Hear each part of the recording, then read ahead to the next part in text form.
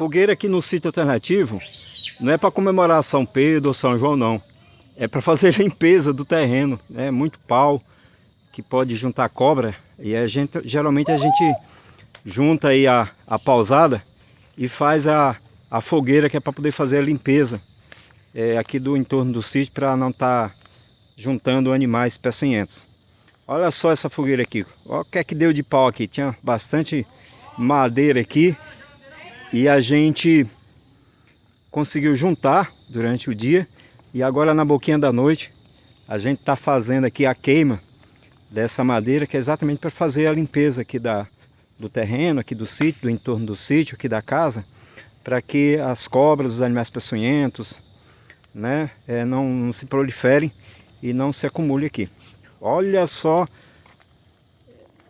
esse fogueirão aqui, ó.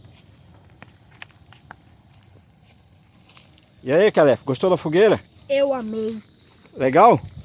Sim. Um pouco quente aqui. Claro que é quente.